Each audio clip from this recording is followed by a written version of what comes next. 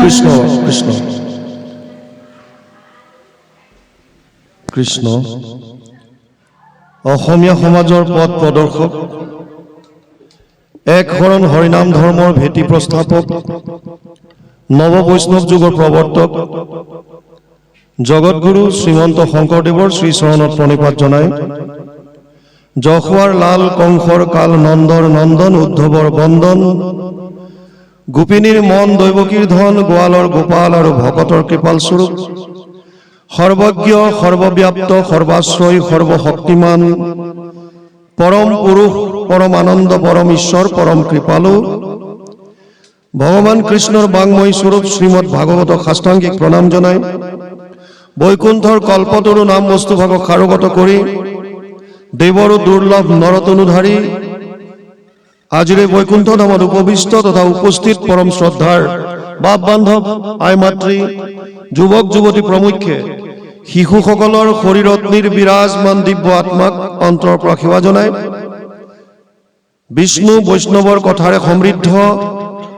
ভক্তি জ্ঞান আৰু বৈৰাগ্য বৰ্ধনকাৰী শ্ৰীমদ ভাগৱতৰ কিছু আলোচনা কৰিবৰ বাবে আগবাঢ়িছো। জয় জয়তে যিসকল উদ্যোক্তাৰ উদ্যোগত তথা ভক্তপ্ৰাণ ৰাইজৰ দান বৰঙণিৰ দ্বাৰা আজিৰ এই অনুষ্ঠান ভাগ অনুষ্ঠিত হৈছে, সেই সকলোটিৰে শ্ৰীচৰণত আমি আমাৰ শ্ৰদ্ধা ভৰা সেৱা নিবেদিছোঁ। আপোনাসবে ভকত বৈষ্ণৱ নিমন্ত্ৰণ কৰি আনি প্ৰভু ভগৱন্তৰ লীলাসমূহ শ্ৰৱণ কীৰ্তন কৰাৰ যি সুবিধা কৰি দিছে, যুগ ধৰ্মৰ ফালৰ পৰা ব্যাসদেৱে ইয়াক শ্ৰেষ্ঠ কৰ্ম বুলি অভিহিত কৰিছে। ভাগৱত সংস্কৃত ভাগৱতত ব্যাসদেৱে কৈছে, কৃতেয়ত ধ্যায়াত বিষ্ণু ত্ৰেতায়াম যজতে মুখে দ্বাপৰে পৰিচৰ্যায়াম কলৌ তদ হৰি কীৰ্তনাত 12:3-52 সংস্কৃত ভাগৱত দ্বাদশ স্কন্ধৰ 3য় অধ্যায় 52 নম্বৰ শ্লোকত লিখিছে। আৰু এই শ্লোকৰ অনুবাদ মহাপুৰুষ মাধৱদেৱে তেওঁৰ অনবদ্য গ্ৰন্থ নামঘোষাত কৰিছে, যুগ ধৰ্ম নিৰ্ণয় 399 পদ জোকা। মাধৱ পুৰুষে লিখিছে, সত্য যুগে ধ্যান, ত্ৰেতা যুগে যজ্ঞ, দ্বাপৰ যুগত পূজা, কলিত হৰিৰ কীৰ্তন বিনাই আৱৰ নাহিকে দুজা। যুগ ধৰ্মৰ ফালৰ পৰা কলি যুগত বিশেষভাৱে আটাইতকৈ যদি সহজ আৰু সুগম মনুষ্য জীৱন সফল কৰাৰ কিবা উপায় আছে, সেয়া হৈছে কৃষ্ণত একান্ত শৰণ আৰু ভকতৰ সংগত যিমান পাৰে তেওঁৰ লীলাসমূহৰ শ্ৰৱণ কীৰ্তন, যিটো আপোনালোকে উদ্যোগ লৈ আজি ইয়াত অনুষ্ঠিত কৰিছে। সেইকাৰণে আপোনাসব সেৱকী সমস্ত শ্ৰদ্ধাৰ পাত্ৰ সেৱাৰ যোগ্য আমি পুনৰবাৰ গেলেকী সন্দিকৈ গাঁৱৰ সমস্ত সেৱক সেৱিকাৰ শ্ৰীচৰণত আমাৰ শ্ৰদ্ধা ভৰা সেৱা নিবেদিছোঁ। আপোনালোকে জানে বৰ্তমান ভাগৱতৰ এক জোৱাৰ উঠিছে অসমত। বাপ সমস্ত পিছফালে থাকি গ'ল, দেখা নাপালে এখন ঠিক নালাগে। বৰ্তমান অসমত ভাগৱতৰ এক জোৱাৰ উঠিছে, চাৰিওফালে কেৱল ভাগৱত। আপোনালোক যদি হাইৱেত গৈ থাকে ডাঙৰ ডাঙৰ হোৰ্ডিং বা বেনাৰবিলাক দেখা পাব, ক'ৰবাত লিখা আছে অবিৰত ভাগৱত পাঠ, অখণ্ড ভাগৱত পাঠ, ভাগৱত পাঠ আৰু ব্যাখ্যা, বিভিন্ন বেনাৰ দিন ৰাত চলি আছে। কিন্তু ডাঙৰ কথাটো হৈছে ব্যাসদেৱে পদ্ম পুৰাণৰ উত্তৰ খণ্ডত এটা কথা লিখি থৈ গৈছে। তেওঁ লিখিছে, এতদস্মাৎ পৰম কিঞ্চিত মন শুদ্ধেন বিদ্যতে জন্মান্তৰে ভৱেৎ পুণ্যম তদা ভাগৱতম লভেৎ। পদ্ম পুৰাণ উত্তৰ খণ্ড ভাগৱত মাহাত্ম্য প্ৰথম অধ্যায় 12 নম্বৰ শ্লোক। ব্যাসদেৱে কৈছে, মনৰ ভাৱ শুদ্ধ কৰিবৰ কাৰণে ভাগৱততকৈ শ্ৰেষ্ঠ গ্ৰন্থ আন একো নাই।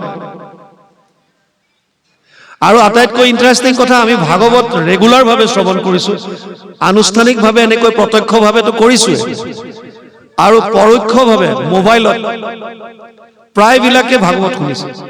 কোনোবা ৰাতিপুৱা খোজকাঢ়িবলৈ যাওঁতে, কোনোবাই বাৰীত কাম কৰি থাকোঁতে, আইসকলে ৰন্ধন ক্ৰিয়া কৰি থাকোঁতে, মুঠৰ ওপৰত প্ৰায় মানুহে ভাগৱত শ্ৰৱণ কৰিছে।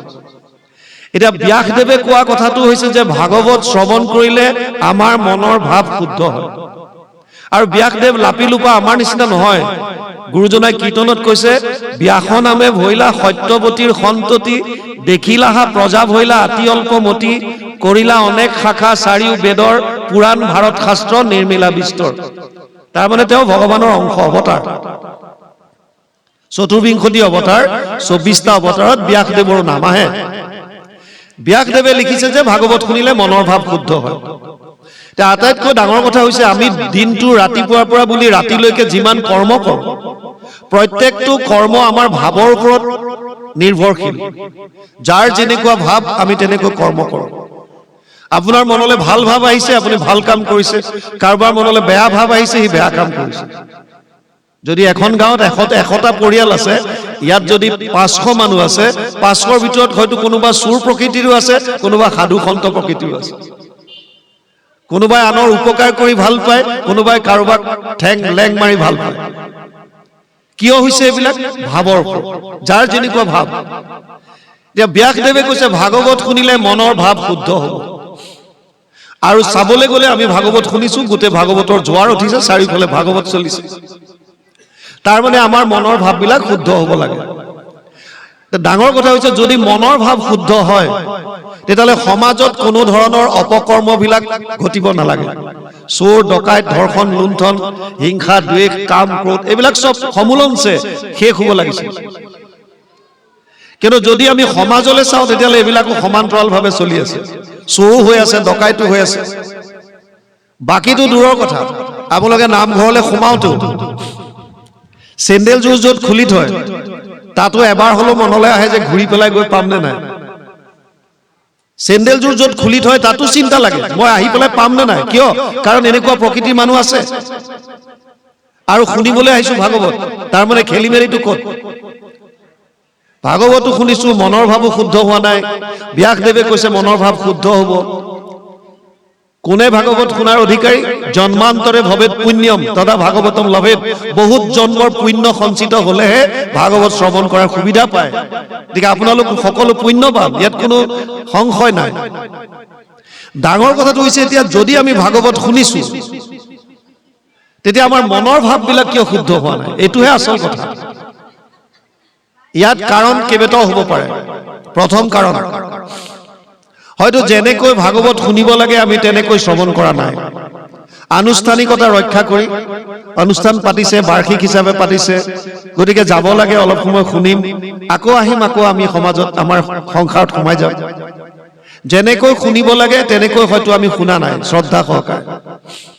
দ্বিতীয় হৈছে যিবিলাক আলোচক, আপোনালোকে যাক ব্যাখ্যাকাৰ বুলি কয়, আমি ব্যাখ্যাকাৰ বুলি নিজকে নাভাবো, ইমানটো উচ্চ স্তৰলৈ যাব পৰা নাই। আলোচক বুলি ক'ব পাৰে, কৃষ্ণ কথা কৈ ভাল পাওঁ। আমি হয়তো ভাগৱতৰ তত্ত্বসমূহ শ্ৰোতাৰ হৃদয়ত সত্য শুদ্ধ ৰূপত সুমুৱাই দিয়াত বিফল হৈছো। আমি হয়তো পৰা নাই, মই স্বীকাৰ কৰোঁ। যদি মই অনুষ্ঠান আমি কৰি অহাৰ পাছতো যদি একো পৰিৱৰ্তন অহা নাই, যদি কৃষ্ণমুখী হোৱা নাই, তাৰ মানে মই বুজোৱাত ক'ৰবাত খেলি মেলি ৰৈছে, মই মানি লৈছো, স্বীকাৰ কৰিছো। তৃতীয় হৈছে যদিও ইমান প্ৰচাৰ চলিছে, জোৱাৰ উঠিছে ভাগৱতৰ, এতিয়াও এটা চামে হয়তো নিজকে ভাগৱত শুনাৰ পৰা আঁতৰাই ৰাখিছে। কাষতে ভাগৱত হৈ আছে, মোৰ শুনিবলৈ মন নাই, মোৰ বেলেগ কাম আছে, মই সিফালে যাওঁ, শুনাৰ ইচ্ছা নাই। আৰু নহলে 4 নম্বৰ কাৰণ, শুনাটো শুনিছো, বুজাটো বুজিছো, কিন্তু মানিবলৈ ইচ্ছা নাই। যেতিয়া ভগৱান কৃষ্ণ শান্তি দূত হৈ হস্তিনাপুৰলৈ গৈছিল কুৰুক্ষেত্ৰ যুদ্ধৰ প্ৰাক মুহূৰ্তত, আৰু তেতিয়া দুৰ্যোধনক কৈছিল, দাদা দুৰ্যোধন, যদি যুদ্ধ নিবিচাৰা তেতিয়াহ'লে সাধাৰণ কাম এটা কৰা। দুৰ্যোধনে ক'লে, কোৱা কেশৱ, কি কৰিব লাগিব? ভগৱানে ক'লে যে মাত্ৰ 5খন গাঁও দিয়া, মই পঞ্চ পাণ্ডৱক বুজাই দিম, এই যুদ্ধ তেওঁলোকে নকৰে, তেওঁলোকৰ ইমান ৰাজ্যৰ প্ৰতি মোহ নাই।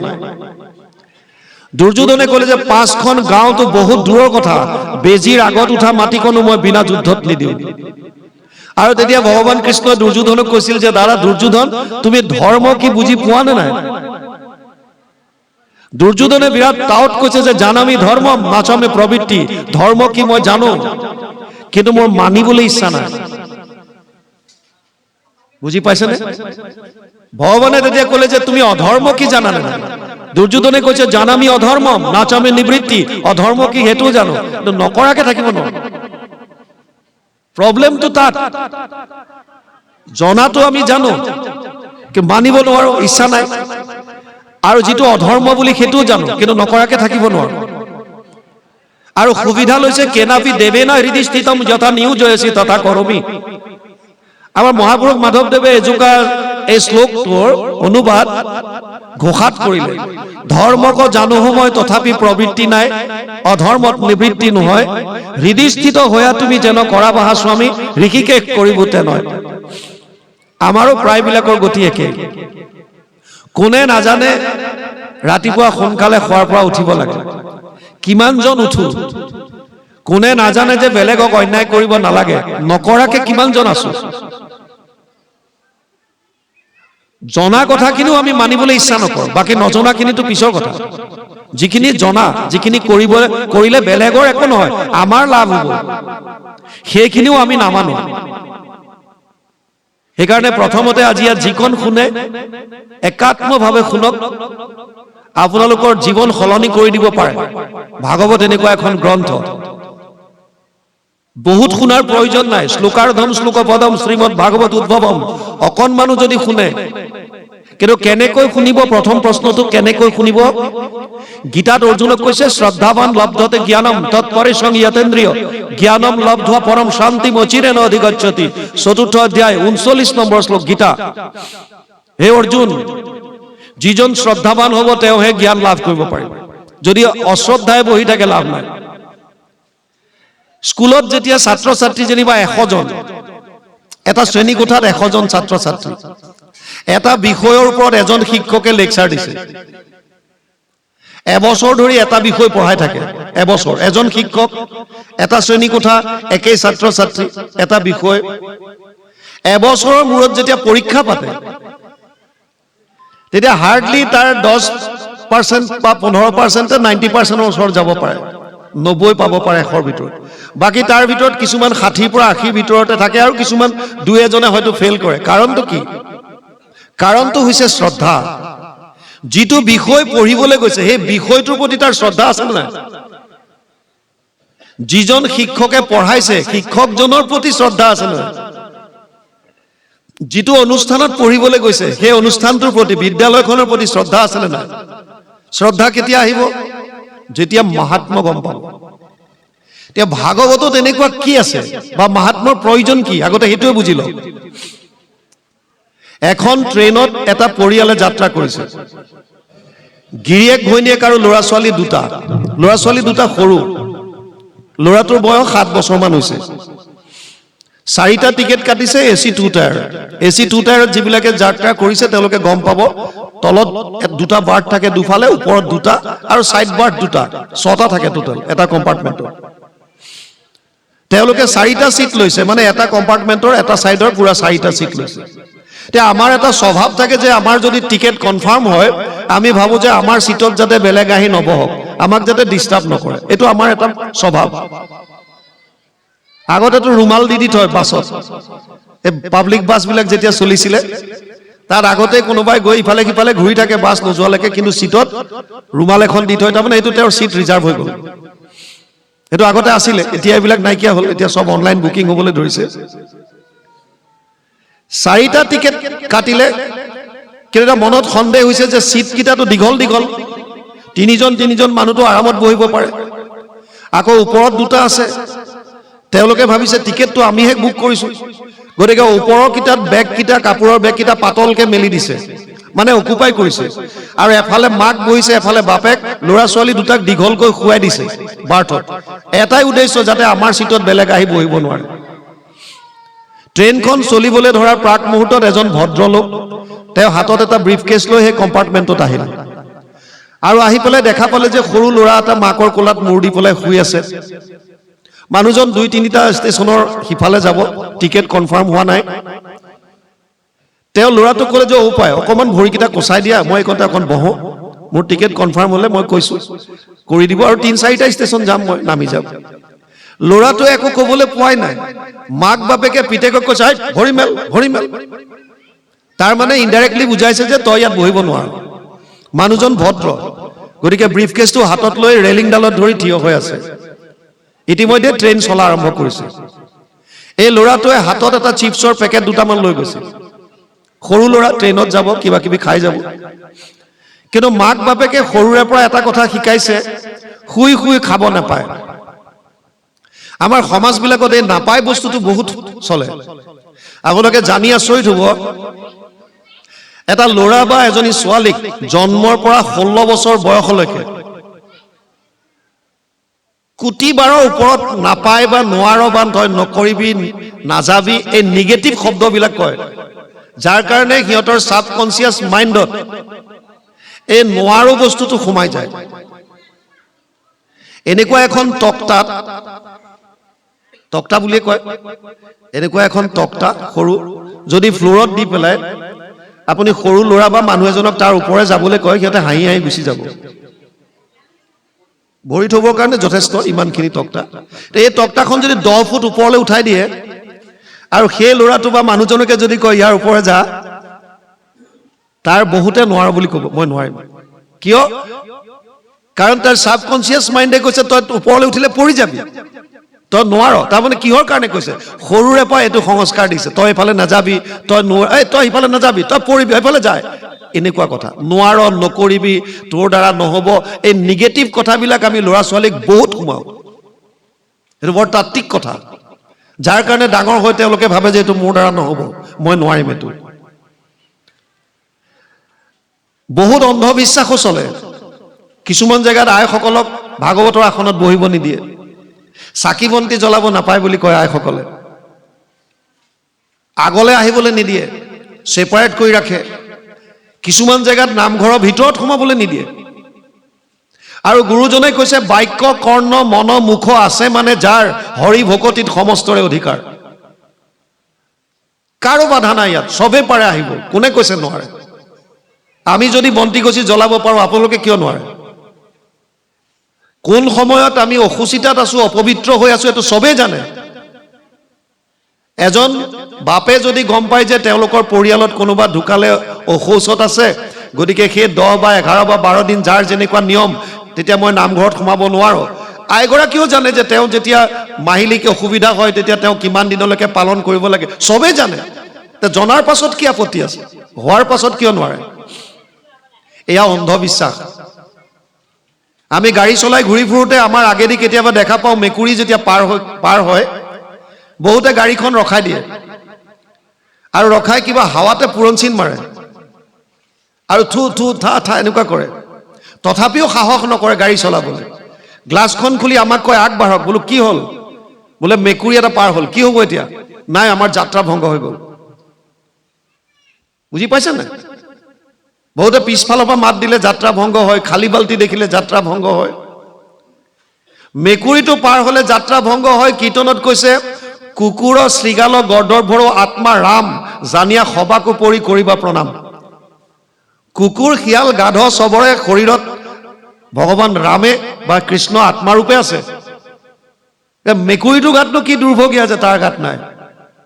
এয়া আমাৰ অন্ধবিশ্বাস। সেইবিলাক বস্তু নামানিব, যিবিলাক বস্তু কোনো লজিষ্টিক গ্ৰাউণ্ড নাই। যিবিলাকৰ আছে সেয়া মানক। প্ৰথমতে চালি জাৰি চাব এইটো কিহৰ কাৰণে নাপায় বুলি ক'লে। যদি তাক কিবা গ্ৰাউণ্ড আছে যে এইটো কাৰণে নাপায়, এইটো মানক। এই সৰু ল'ৰাটোক সৰুৰে পৰা মাক বাপেকে শিকাইছে শুই শুই খাব নাপায়, ইয়াৰ বিজ্ঞানজনিত কাৰণ আছে, ইয়াৰ লজিষ্টিক গ্ৰাউণ্ড আছে। আমাৰ যিডাল শ্বাস নলী, যেনি আমি উশাহ নিশাহ লওঁ, আৰু যিডাল খাদ্য নলী, যেনি আমি ভোজন কৰোঁ, এই দুডাল ইয়াত গৈ পেলাই এনেকৈ লগ লাগিছে। কেতিয়াবা আমি খৰধৰকৈ যেতিয়া কিবা খাওঁ, পানীয়ে খালে, কিবা খালে, অলপ লৰালৰি ধাপ ধুপ যদি কৰা হয়, যদি শ্বাস নলীলে অকণমান কিবা তাৰ গুচি গ'ল, তেতিয়া কি হয়? চৰচৰণি আহে, চৰচৰণি আহে। সেইকাৰণে কয় যে শুই শুই খাব নাপায়। এই কণমানি ল'ৰাটোৱে বহুত সময় ধৈৰ্য ধৰিলে, হাতত চিপছৰ পেকেটকেইটা এনেকৈ চাই, মাকৰ মুখলৈ চাই, দেউতাকৰ মুখলৈ চাই, এই মানুহজনলৈ চাই, সিও লৰচৰ নোহোৱা হ'ল। উপায় নাই, শেষত আৰু ভাবিলে কি কৰিম এতিয়া, শুই শুইয়ে খাওঁ। এই বুলি চিপছৰ পেকেটটো ফালি পেলাই খাবলৈ আৰম্ভ কৰিলে।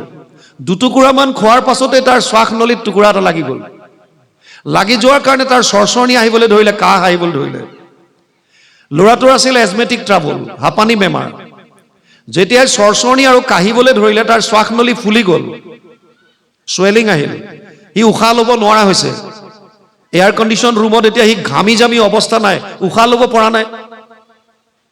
ট্ৰেইনখন দ্ৰুত গতিত গৈ আছে, মাক বাপেকৰ এতিয়া উপায় নাই, কি কৰিব? এই মানুহজনে চব ৰেলিংডালত ধৰি চব চাই আছে। শেষত লাহেকে ব্ৰিফকেছটো তলতে থলে আৰু খুলি পেলাই ষ্টেথিস্কোপডাল লগালে, ল'ৰাটোক চেকআপ কৰিলে। চেকআপ কৰি হাতত এটা বেজি দিলে। 10 মিনিটমানৰ পাছত ল'ৰাটো সুস্থ হৈছে, শ্বাস প্ৰশ্বাস নৰ্মেল হৈছে, উশাহ নিশাহ ল'ব পৰা হৈছে। এতিয়া মাক বাপেক দুইটাই পিতেকক কৈছেও পায় ভৰিটো কচা, আৰু মানুহজনক কৈছে আহক বহক। কিয়?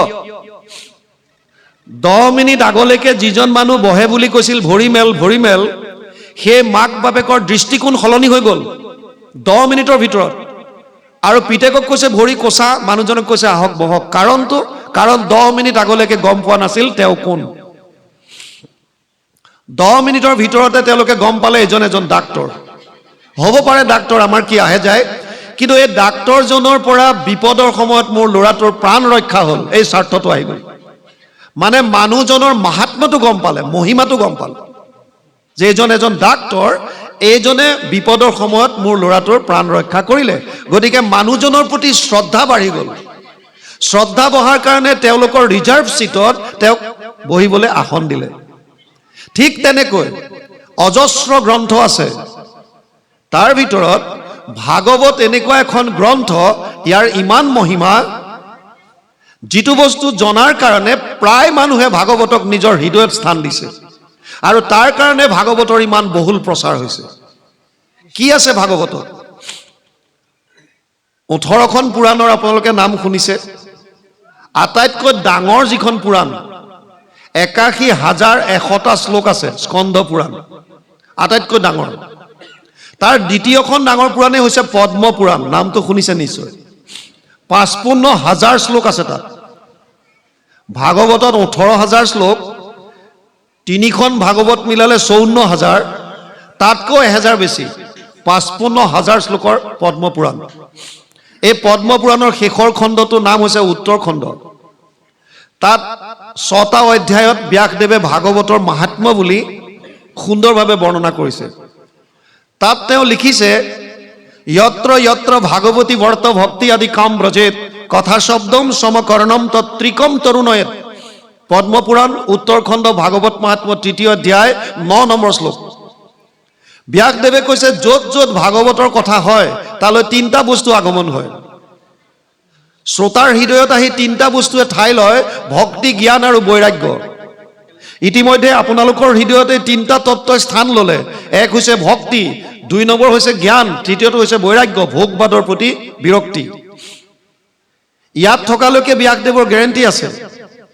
ইয়াৰ পৰা বাটচোৰা পাৰ হৈ ওলাই যোৱাৰ পাছত কোনে কিমান সময়লৈকে ভক্তি বস্তু হৃদয়ত ধাৰণ কৰি ৰাখিব পাৰে, এয়া আপোনালোকৰ সুকীয়া সুকীয়া কথা। ব্যাসদেৱে কৈছে, কথা ভাগৱতস্যাপি নিত্যম ভৱতি যত গৃহে তৎ গৃহম তীৰ্থ ৰূপম হি বাসতম পাপনাশনম। পদ্মপুৰাণ উত্তৰ খণ্ড ভাগৱত মাহাত্ম্য 3য় অধ্যায় 29 নম্বৰ শ্লোক। ব্যাসদেৱে কৈছে, যিখন ঘৰত সদায় ভাগৱতৰ পাঠ হয়, অকণমানে হওক, যদি সদায় আপোনালোকে ভাগৱতৰ লগত সম্পৰ্ক ৰাখে, আপোনালোকৰ ঘৰবিলাক তীৰ্থক্ষেত্ৰলৈ ৰূপান্তৰিত হ'ব বুলি কৈছে। আৰু তাত কোনো ধৰণৰ পাপ থাকিব নোৱাৰে। বেলেগে আৰু তীৰ্থ ভ্ৰমণ কৰাৰ কোনো প্ৰয়োজনে নাই। আপোনালোকৰ ঘৰখন আপোনালোকে তীৰ্থক্ষেত্ৰলৈ ৰূপান্তৰিত কৰিব পাৰে, যদি পুৱা গধূলি এটলিষ্ট ভগৱানৰ নাম বা লীলা সম্বলিত ভাগৱত হওক, কীৰ্তন হওক, দশম হওক, ঘোষা হওক, ৰত্নাৱলী হওক, যদি আপোনালোকে নিয়মিতভাৱে পাঠ কৰে, তেতিয়াহ'লে আপোনালোকৰ ঘৰবিলাক তীৰ্থক্ষেত্ৰলৈ ৰূপান্তৰিত হ'ব। ব্যাসদেৱে ইয়ালৈকো কৈছে, অশ্বমেধ সহস্ৰাণি বাজপেয় শতানি চ শুক শাস্ত্ৰ কথায় চ কলৌ নৰহন্তি সৰসিম। পদ্মপুৰাণ উত্তৰ খণ্ড ভাগৱত মাহাত্ম্য 3য় অধ্যায় 30 নম্বৰ শ্লোক। ব্যাসদেৱে কৈছে, যদি কোনোবাই 1000টা অশ্বমেধ যজ্ঞ কৰে আৰু 100টা যদি বাজপেয় যজ্ঞ কৰে, আৰু আনফালে আপোনালোকে অনুষ্ঠিত কৰাৰ দৰে যদি ভাগৱতৰ অনুষ্ঠান কৰে, কোনটোৱে বেছি ফল পাব? ব্যাসদেৱে লিখিছে, ভাগৱত অনুষ্ঠান কৰি যিটো ফল পাব, সেৱকীয়ে বা শ্ৰোতাই 1000 অশ্বমেধ আৰু 100টা বাজপেয় যজ্ঞ কৰি ভাগৱতৰ ফলৰ 16 ভাগৰ 1 ভাগ পাব। 16 ভাগৰ এভাগ। আৰু কি আছে ভাগৱতৰ মাহাত্ম্য? আমি হৈছো সনাতন ধৰ্মৰ মানুহ আচলতে, যদিও আমাক হিন্দু হিন্দু বুলি কয়। হিন্দুটো পাৰ্চিয়ান বিলাকে সিন্ধু নদীৰ পাৰত যিমান মানুহে বাস কৰিছিল সকলোকে তেওঁলোকে হিন্দু উচ্চাৰণ কৰিব নোৱাৰে, হিন্দু হিন্দু কৈছিল। আৰু তাৰ পাছত আমি নিজকে হিন্দু বুলি কোৱা হলো। আচলতে সনাতন ধৰ্মৰ মূল হৈছে বেদ। বেদক কোনো নাকচ কৰিব নোৱাৰে। কোনোবাই যদি কৈছে বেদ নেমানো, এইটো ভুল। সনাতন ধৰ্মৰ মূল ভেটিটোৱে হৈছে বেদ। বেদ কোনো লিখা নাই, সৃষ্টি কৰা নাই কোনো। জগত সংহৰি সুতি আছা নাৰায়ণ, প্ৰথম নিশ্বাসে বাজ বইলা বেদগণ। বেদস্তুতি কীৰ্তনত গুৰুজনাই লিখিছে। ভগৱানৰ নিশ্বাসত বাজ হৈছিলে জ্ঞান।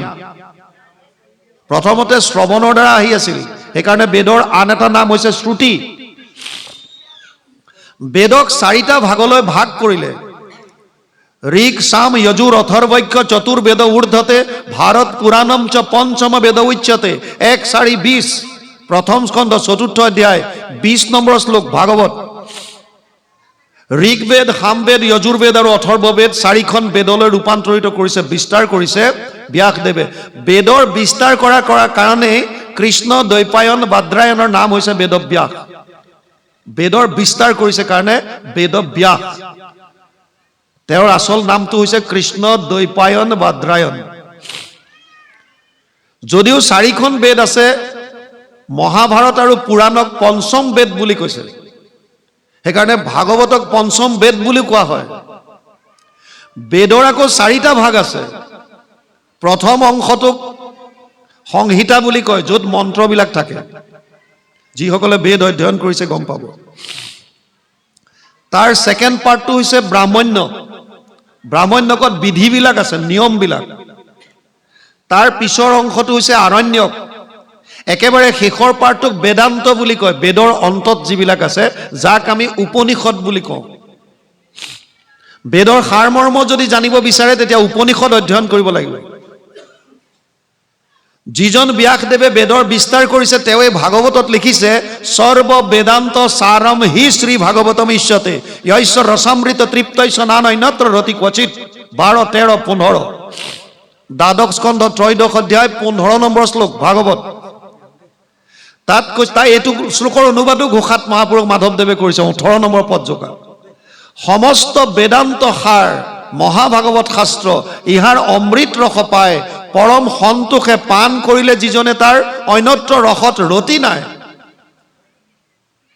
সমস্ত উপনিষদৰ সাৰ বুলি কৈছে, বেদান্তৰ সাৰ। আৰু আমাৰ 2খন মহাকাব্য আছে, ৰামায়ণ মহাভাৰত। মহাভাৰতৰ ভিতৰত 18টা পৰ্বৰ এটা পৰ্বৰ নাম হৈছে ভীষ্ম পৰ্ব। ভীষ্ম পৰ্বৰ 25 অধ্যায়ৰ পৰা 42 অধ্যায়লৈ এই 18টা অধ্যায় 700 শ্লোক। ইয়াক সুকীয়াকে উলিয়াই আনিছে, নাম দিছে শ্ৰীমদ ভগৱত গীতা, যাক আমি গীতা বুলি জানো। এইটো মহাভাৰতৰ ভিতৰৰ বস্তু। এতিয়া যদি ভাগৱত অধ্যয়ন কৰে, ইয়াত মহাভাৰতৰ কথাও পাব, ৰামায়ণৰ কথাও পাব, গীতাৰ কথাও পাব, সমস্ত উপনিষদৰ সাৰ চব পাব ইয়াত। বেদ বেদান্তৰ কথা পাব। সেইকাৰণে ভাগৱতৰ বিশেষ এক মাহাত্ম্য আছে। যিসকলে এইবিলাক গম পাইছে তেওঁলোকে ভাগৱত শ্ৰৱণ কৰিবলৈ উৎসুক হৈ পৰিছে, জানিব বিচাৰিছে কি আছে।